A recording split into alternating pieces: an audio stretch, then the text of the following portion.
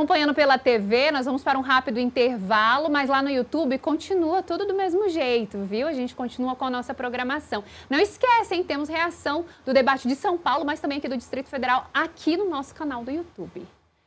Agora vamos continuar falando de eleições 2026, porque como o Coimbra disse, nós tivemos ainda lá no Paraná também, e tivemos ali uma ausência que foi sentida, mas hoje nós iremos com entrevista bastante importante que deve ditar o que vai acontecer no estado do Paraná. Nós iremos receber agora o coordenador de política do nosso portal, meu querido amigo Gabriel Bus, e para entrevistar o candidato ao governo do Paraná, Sandro Alex, do PSD. Eu gostaria de dar bom dia ao Gabriel Bus, desejar uma boa semana para ele e também um bom dia ao candidato. Sejam muito bem-vindos ao Contexto. Bom dia, Marília. Bom dia ao candidato. Um prazer recebê-lo aqui no Contexto Metrópolis. Bom dia, candidato. Vamos falar então de eleições? Vamos lá, ontem nós tivemos o primeiro... Bom dia. Nós tivemos ontem o primeiro debate. Eu gostaria da sua avaliação por conta da ausência, né? Ontem o senhor chegou a comentar a ausência do senador Sérgio Moro, mas eu gostaria também que o senhor pudesse trazer o seu ponto de vista nesse dia seguinte, se foi sentida de fato, se era importante a presença de Sérgio Moro para vocês poderem, né, ali ter essa discussão que um debate exige. Bom, uma boa semana a todos. Eu acho que esta avaliação é do eleitor do Paraná, que ele está realmente avaliando todo o debate. Mas eu compreendo que um governador do Paraná, ele não pode ser covarde, e eu não sou covarde. Nós tínhamos um compromisso não só com a emissora, mas com a população do Paraná, com regras claras, e todos foram previamente convidados e confirmaram a presença. E eu estava lá, eu cumpro a minha missão. Foi assim que eu, inclusive, em todos os momentos, fiz como secretário de Estado, como parlamentar. Eu sempre cumpri a minha obrigação até o final. Eu nunca abandonei o meu trabalho e a obrigação que eu sempre tive com os eleitores, com a população. Então, ontem, eu estive lá para debater. Infelizmente, ele não foi. Mas eu estava lá representando este campo centro-direita, que tem princípios e valores inegociáveis. E quem é da direita tem que ter coragem. E eu represento este campo político aqui no Paraná e a defesa também de um governo transformador, que foi o governo Ratinho Júnior, e que transformou o estado do Paraná. E pude também colocar com clareza as propostas para dar continuidade e o planejamento que nós temos para o estado do Paraná para os próximos anos. Eu queria também continuar falando sobre o debate, mas especialmente sobre a figura de Sérgio Moro, que hoje lidera as pesquisas, e os senhores estão aí tentando fazer com que haja uma transferência de votos. O senhor mesmo é um candidato da direita também, disputa votos com Sérgio Moro, e o senhor já foi aliado dele no passado, já elogiou o ex-juiz da Lava Jato justamente na época da Operação Lava Jato, mas houve um rompimento ao longo dos últimos anos. Eu queria entender do senhor como se deu esse rompimento e por que hoje o senhor é mais qualificado do que o candidato Sérgio Moro para ocupar o governo do Paraná? Eu sou deputado federal há 4 mandatos. Eu sempre tive uma linha de coerência no Congresso Nacional e a população do Paraná conhece a minha linha de combate. Eu tenho uma defesa aos interesses do Estado do Paraná, do agronegócio, propriedade privada, liberdade econômica, inocência das crianças, é o campo da vida, da família, é o que os paranaenses defendem. E eu fui o representante, não só do Paraná, mas do Brasil, no Conselho de Ética da Câmara Federal. Então eu desempenhei um papel, além de participar das investigações a favor de todos os processos de investigação, seja com a Dilma, com o Temer, mas principalmente no Conselho de Ética, onde eu fui o voto decisivo em um dos processos mais difíceis do Congresso Nacional, que foi o processo envolvendo o Eduardo Cunha, que era o presidente da Câmara Federal. E eu fui o voto decisivo da sua cassação e, posteriormente, da sua prisão. Eu fui um dos poucos, se não o único parlamentar que entrou pela porta da frente da Lava Jato para que eu pudesse ter acesso a documentos que fundamentassem o meu voto. Então, realmente, eu tive uma participação efetiva durante a operação e fui cumprimentado, inclusive, pelos membros da operação. Eu entendo que aquela participação do judiciário foi importante para o processo de investigação do Brasil. E, claro, fiz o meu trabalho e cumprimentei toda a operação. Eu, claro, como milhões de brasileiros, claro que a gente teve a tristeza de ver que aquele processo acabou também tendo o desfecho e não teve o objetivo final realizado em virtude de uma série de fatores, inclusive porque o próprio juiz, que disse que não entraria na vida pública, acabou assumindo um cargo e praticamente comprometeu todo o processo. E, posteriormente, ele abandonou este cargo de ministro da Justiça e fez falsas acusações contra o presidente e acabou comprometendo o governo. E ele, quando senador, ele deu um voto a favor do candidato do PT ao Supremo Tribunal Federal, que foi o candidato Flávio Dino, e isso a população do Paraná até hoje não compreendeu. Então eu tenho divergências ao político e, quando juiz, eu fiz o meu trabalho ao lado dele e nós cumprimos a nossa obrigação.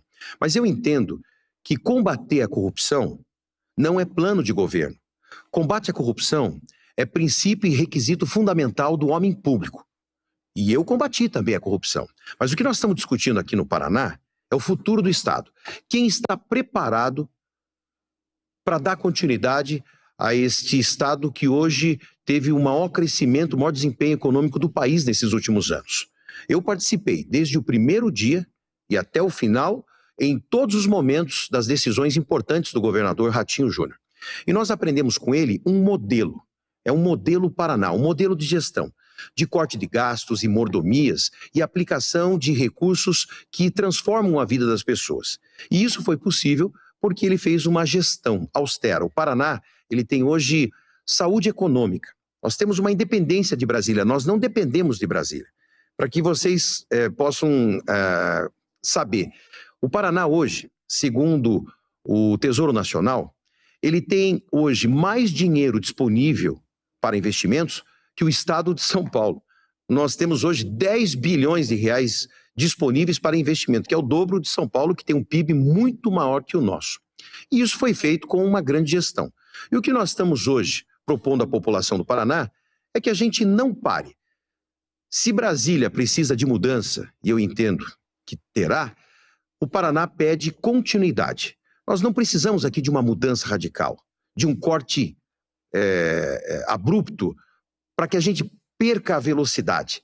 Se o Paraná continuar nesta velocidade, que dobrou o seu PIB, a sua riqueza, nesses últimos anos da gestão do governador Ratinho Júnior, nós saímos de pouco menos de 400 bilhões de reais e vamos chegar esse ano em mais de 800 bilhões de reais de PIB.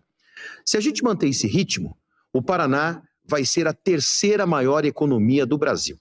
Nós vamos disputar agora com Minas Gerais esta posição. E é essa a nossa meta, esse é o meu plano de governo.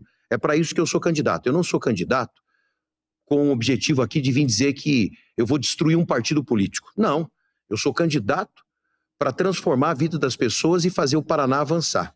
É essa a nossa missão e agora é isso que eu estou fazendo. Há poucos dias o governador me convidou, não estou em campanha há 2 anos, e nós estamos começando essa caminhada. Perfeito, candidato. Eu queria explorar justamente a sua campanha agora. O senhor foi escolhido recentemente, é um candidato à sucessão do que foi o governo Ratinho Júnior nesses últimos 8 anos. Ratinho Júnior que tem uma aprovação muito alta no Paraná, mas que isso não tem se transferido diretamente para o senhor nas pesquisas. O senhor ainda ocupa ali, disputa a 2ª colocação com o candidato Requião Filho, tenta ali chegar a avançar um pouco mais, mas construiu nesse último mês, principalmente, nesses últimos 15 dias, ali no período das convenções, muitos apoios políticos, conseguiu avançar em acordos com prefeituras, enfim, conseguiu construir uma coligação muito grande, inclusive com o ex-prefeito de Curitiba, Rafael Greca, que é o candidato a vice do senhor, fez ali uma aliança para que também Greca retirasse sua candidatura e formasse um grande bloco com o senhor. Eu queria perguntar como que o senhor pretende agora transferir isso, toda essa aliança política que o senhor conseguiu de praticamente isolar o PL em torno de Sérgio Moro, mas avançar em alianças com outros partidos de centro, transferir isso agora em quantidade de porcentagem de votos, que é o desafio do senhor, já que foi realmente escolhido já com o caminho, com as coisas andando, e agora tem uma campanha de pouco mais de 50 dias pela frente. Mas é o tempo necessário.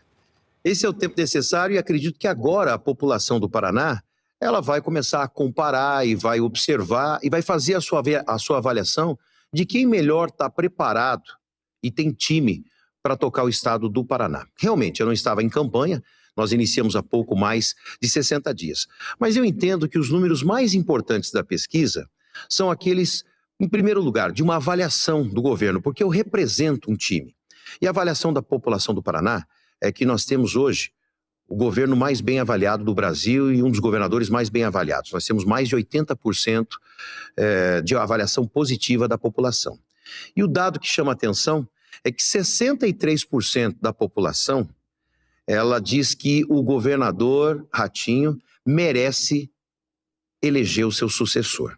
Mas a população ainda não sabia quem era o candidato. Eu era desconhecido até poucos dias atrás por 70% que não sabiam que eu era o candidato do Ratinho. E havia até uma confusão. Algumas pessoas pensavam que o outro candidato é que tinha o apoio do Ratinho. Ele tentava, inclusive, confundir a opinião pública, fazendo, inclusive, imagens próximas ao governador para levar essa confusão ao eleitor. E agora isso vai ficar muito claro. E a população vai comparar. E eu caminho com o time que trabalhou ao lado do governador Ratinho Júnior. Nós temos hoje a aliança Unidos e em Paz porque são as pessoas que ajudaram, trabalharam no governo do Paraná. Então nós temos hoje o Republicanos, nós temos o Alexandre Cury, que é o nosso candidato ao Senado, que foi o primeiro a caminhar ao meu lado, e assim tivemos a Federação União Progressista, a Federação PSDB Cidadania, que foram pessoas que ocuparam espaços importantes no governo e nos ajudaram a construir esse Estado. E o prefeito Rafael Greca, ele também se soma ao nosso grupo porque ele também trabalhou ao lado do governador Ratinho Júnior. Ele trabalhava nas licenças, na secretaria que faz o licenciamento.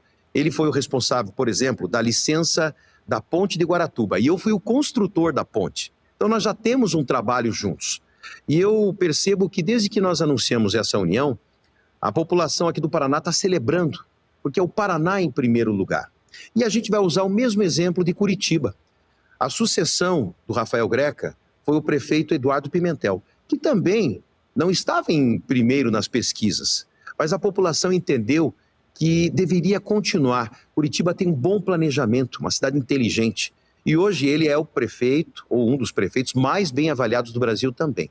E isso vai acontecer no Paraná. E a gente vai mostrar ao Brasil que uma verdadeira transformação, ela acontece a médio e longo prazo, em uma geração. A gente não precisa de um corte abrupto, de uma mudança radical. A evolução será contínua. O Paraná, ele vai continuar avançando cada vez mais. O Paraná não perdeu o ritmo, como eu falei. E nós estamos agora todos apresentando o mesmo propósito juntos para que a gente possa acelerar o Paraná.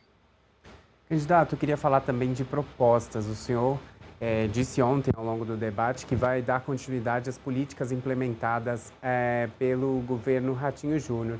Tem uma questão que gerou até uma polêmica na época, que foi a questão da Copel ali, né? A venda de boa parte. Hoje a Copel não é mais dominada majoritariamente pelo Estado, e sim pela iniciativa privada. O senhor pretende dar continuidade a esse avanço de privatizações no Estado? Bom, em primeiro lugar, o maior acionista da Copel continua sendo o povo do Paraná. Tem poder de veto e os dividendos também vêm para o governo do Paraná. Nós precisávamos fazer a sua modernização. Minas Gerais não fez, a CEMIG teve problemas, ela perdeu suas 4 usinas. E nós entendíamos que nós tínhamos que fortalecer, porque o Paraná ele está se desenvolvendo mais que o Brasil. E nós precisamos sim, dentro do campo energético, dar atenção ao setor de cooperativismo, indústria, setor produtivo, e com isso a gente conseguiu os investimentos. Nós anunciamos, por exemplo, agora, nas nossas 2 primeiras usinas, que é Segredo e Foz do Areia, investimento de mais de 5 bilhões. Nós vamos praticamente dobrar a capacidade delas para atender mais 7 milhões de habitantes. Isso era necessário. E a gente não podia perder essa oportunidade de fazer a empresa ter investimentos. Ao todo, serão 23 bilhões de reais em investimentos. E no passado, isso não foi assim. Em outros governos, por exemplo, nós tínhamos uma subestação sendo construída a cada 4 anos. O governo Ratinho construiu 19, avançou. Mas com essa modernização serão 50 novas subestações.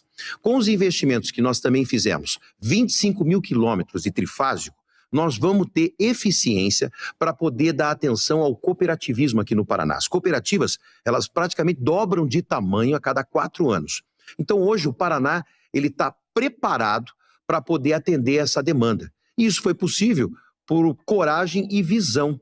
E mesmo assim, nós conseguimos uma das mais baixas tarifas do Brasil, sendo uma atribuição de Brasília, né, do Sistema Nacional. Mas nós pedimos o maior desconto, e se você procurar no Google, quais os estados têm a menor tarifa de energia do Brasil? O Paraná está entre esses estados que têm a menor tarifa. Mas vai ter um maior investimento para dar atenção a essa demanda de um estado que cresce mais que o Brasil.